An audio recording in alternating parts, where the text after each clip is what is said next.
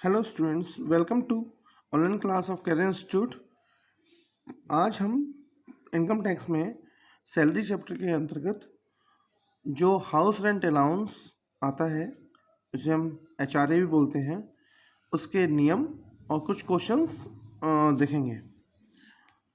House rent allowance, सबसे पहले तो हमें ये मालूम होना चाहिए कि ये हाउस रेंट अलाउंस मिलता किसको है। हाउस रेंट अलाउंस केवल उन्हीं लोगों को मिलता है जो सैलरी लेते हैं या सैलरी पाते हैं, और किसी को हाउस रेंट अलाउंस नहीं दिया जाता है। हाउस रेंट अलाउंस क्यों दिया जाता है, इस क्वेश्चन का आंसर ये होगा कि हाउस रेंट अलाउंस उस व्यक्ति को वहाँ पर किराए के मकान में रहने के लिए एक अलाउंस है, जिसे हम हिंदी में भत्ता भी बोलते हैं, जिससे के लिए वो किराया खर्च कर सके और उसको सुविधा भी मिले। इसके रिलेशन में कुछ एग्जेम्पशंस हैं जो हम आज आपके साथ डिस्कस करने वाले हैं। सबसे पहले तो हाउस रेंट अलाउंस निकालने के लिए हमें कुछ रूल्स देखने पड़ेंगे जो कि इनकम टैक्स एक्ट के द्वारा निर्धारित किए गए हैं। वो रूल्स क्या हैं वो हम बताते हैं अभी। Least of the following will be exempted. मतलब जो मैं आगे यहाँ पर नीचे इसके बाद में चीज़ें लिखूँगा, उनमें से जो भी कम रकम का आइटम होगा उसे हम एग्जेम्प्ट करेंगे। एग्जेम्प्ट का अर्थ होता है उसे हम छूट दे देंगे। और टैक्सेबल क्या होगा, जो मिल रहा है उसमें से एग्जेम्पशन को माइनस करेंगे तो हमारा टैक्सेबल HRA निकल आएगा या टैक्सेबल आइटम निकल आएगा। तो इसमें फर्स्ट पॉइंट आता है एक्चुअल HRA रिसीव्ड। ये वो एक्चुअल HRA है जो उसको अपनी कंपनी से या अपनी ऑर्गेनाइजेशन से HRA के रूप में मिल रहा होता है। सेकंड पॉइंट है rent paid minus 10% of salary. Rent paid वो रेंट है जो उस व्यक्ति ने अपने किराए के मकान में रहने के लिए जो किराया दिया है, ये एक्चुअल रेंट पेड होगा। माइनस इसमें से हम घटा देंगे क्या, 10% ऑफ सैलरी, मतलब 10% सैलरी का। अब सैलरी क्या होगी वो हम आगे डिस्कस करेंगे अभी, लेकिन 10% उसका जो भी सैलरी निकल के आएगी उसका 10% घटा देंगे।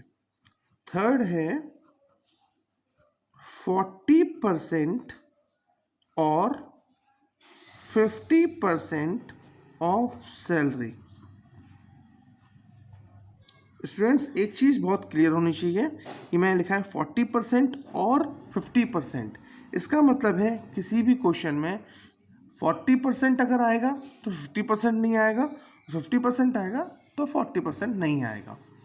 इसका मतलब 40% कुछ विशेष जगहों के लिए निर्धारित किया गया है, 50% भी कुछ विशेष जगहों पर एप्लीकेबल होता है। जैसे 40% is applicable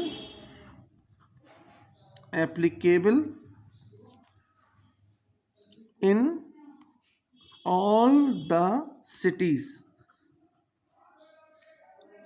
वो मान लो, इसका मतलब सिटीज़ का मतलब है वो रह कहाँ रहा है, उसका मकान जो किराए का मकान है वो किस शहर में है। 40% is applicable in all the cities, तो उस सिटी में 40% लगेगा। ये कैसे निर्धारित होगा, एक्सेप्ट का मतलब है हम केवल 40% एप्लीकेबल हर जगह होता है पूरे भारत में, केवल 4 जगहों को छोड़कर, एक्सेप्ट दिल्ली, मुंबई, चेन्नई एंड कोलकाता, जो कि हमारे मेट्रोपॉलिटन सिटीज़ भी हैं। दिल्ली, मुंबई, चेन्नई एंड कोलकाता। इसका मतलब हुआ कि 50% कहाँ एप्लीकेबल होगा? In these 4 metropolitan cities, 50% of salary will be considered। अब हमने इसके पूरे रूल्स तो लिख लिए, पूरे रूल्स समझ लिए। इसके बाद में सेकंड आखिरी चीज आती है, what is salary. What is salary? तो इसके लिए salary means is equal to basic salary. First आती है बेसिक सैलरी प्लस डीए, इसे बोलते हैं हम डियरनेस अलाउंस। लेकिन इसके संग में एक होती है if in retirement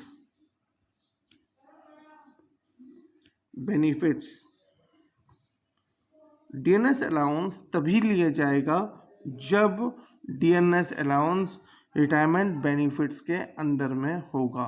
retirement benefits के अंदर में होने का मतलब ये होता है कि उसको जो पेंशन मिल रही होगी उसमें बेसिक सैलरी का पार्ट होगा। अगर बेसिक सैलरी का पार्ट पेंशन में नहीं है तो वो रिटायरमेंट बेनिफिट्स में नहीं माना जाता। या तो क्वेश्चन में दिया होगा कि बेसिक सैलरी का पार्ट है, बेसिक सैलरी का पार्ट है। अगर क्वेश्चन में बेसिक सैलरी का पार्ट नहीं दिया हुआ है, बेसिक सैलरी का परसेंटेज दिया हुआ है, तो हम नहीं मानेंगे कि ये रिटायरमेंट बेनिफिट में है। और क्वेश्चन में ये भी नहीं लिखा कि ये रिटायरमेंट बेनिफिट्स में है या नहीं है, कुछ भी नहीं लिखा इसके बारे में, तो भी हमें देखना होगा कि ये पेंशन या पीपीएफ या पीएफ जो कटता है उसमें बेसिक सैलरी का पार्ट है या नहीं है। अगला पॉइंट आता है डीएनएस पे। डीएनएस पे ये किसी भी कंडीशन में लिया जाएगा। प्लस आता है कमीशन ऑन सेल्स। ये बेसिक सैलरी, डीए अगर रिटायरमेंट बेनिफिट्स में है तो डीएनएस पे, कमीशन ऑन सेल्स। ये पूरे तो हो गया हमारा हाउस रेंट अलाउंस का रूल।